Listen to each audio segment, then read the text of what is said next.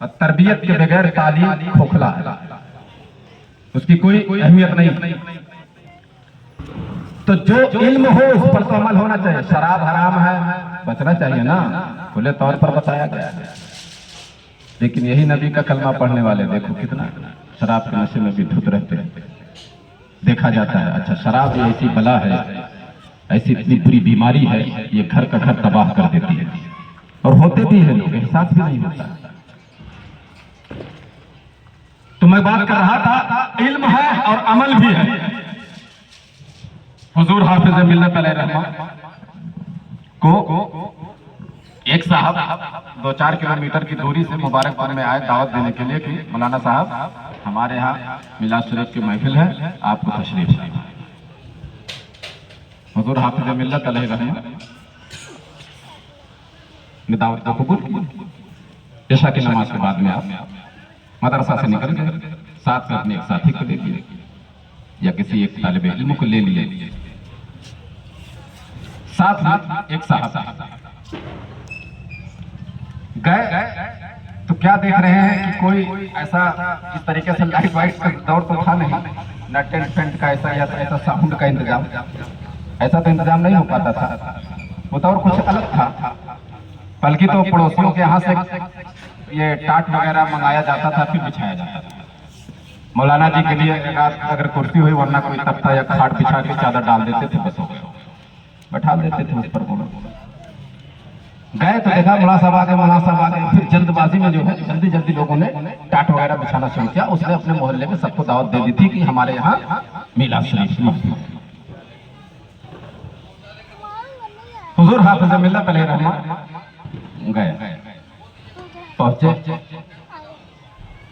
मिंबर सजा, लोग जमा हुए और हुजूर हाफिज मिल्लत ने नबी के दीन की बातें की। हुजूर हाफिज मिल्लत ने नबी के दीन की बातें की, लेकिन लोगों ने जब आप पहुंचे हैं तो लोगों ने यह भी नहीं पूछा कि पानी, लोगों ने यह भी पूछा कि पानी पी ले, तो ऐसा नहीं हुआ। मौलाना साहब से पानी तक भी नहीं पूछा गया और आपने खिताब भी कर दिया। प्रोग्राम खत्म हुआ। अच्छा, 5-6 किलोमीटर गए थे दूरी पे, और कैसे गए थे? पैदल। मिलाद शरीफ पढ़ने के लिए पैदल गए 5-6 किलोमीटर। रात में ऐसा पर वापस होना भी, सुबह में फजर की नमाज भी पढ़नी है, दरसगाह भी संभालना है, 8-8, 10-10 सब्जेक्ट की किताबों को भी पढ़ाना है, बहुत सारी जिम्मेदारियां। रात के वक्त खिताब खत्म हुआ, वापस कहे कि भाई हम करते हैं। कहाँ मना साहब? ठीक है, कोई बात नहीं, सलाम किया, निकल। खाने के बारे में भी नहीं पूछा कि खाना तो खा के जाइए। आलिम हो, आमिल हो, तब दीन का काम होता है। तब उन्होंने इतना बड़ा इदारा कायम कर दिया, अल-जामिअतुल अशरफिया। नहीं पूछा, खाना भी अच्छा, नजराना भी नहीं पूछा, क्या ले लीजिए, चाय पानी कर लीजिएगा, निकल गए।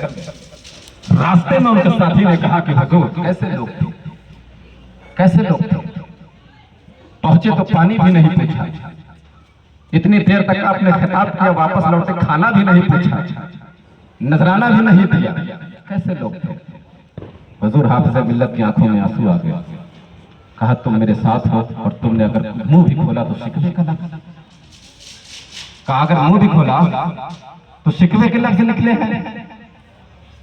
अरे तुम्हें तो अल्लाह का शुक्र अदा करना चाहिए कि उस अल्लाह के बंदे ने चल करके आके मुझे दावत दी और लोगों को जमा किया, टाट का इंतजाम किया, नबी के मिंबर उसने सजाए, मुझे तो फिर जा करके उस मिंबर पर बैठ करके नबी के दीन सिखाना था। अरे अल्लाह का शुक्र अदा करना चाहिए कि हमें तो लोगों को जमा भी नहीं करना पड़ा है, आसानी के साथ में नबी के दीन की बातें उन्हें कोई तक पहुंचाने में हमारे लिए आसानी पैदा होगा। हमें तो इस पर अल्लाह का शुक्र अदा करना चाहिए। इस किस्म के आलिम लोग रहते थे तो फिर दीन का काम होता था। अल्लाह ताला इसी तरीके से हम लोगों को भी बनाए और दीन का काम करने की हम सबको भी तौफीक अता करे। तो असलाफ की जिंदगी, या अय्युहल्लज़ीना वकूनू मास्सादिकीन, अल्लाह से डरो और सच्चों के साथ हो जाओ। ये सच्चे लोग हैं, ये सच्चे लोग हैं, इनके साथ हो जाओ, फिर देखो काया बदलती है।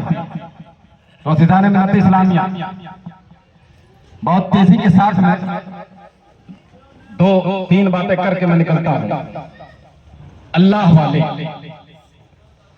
एक मोची थे, वो जूता पॉलिश करते थे, चप्पल वगैरह आमतौर पे तो जूता ही होता है चमड़े का, उसी की पॉलिश होती है।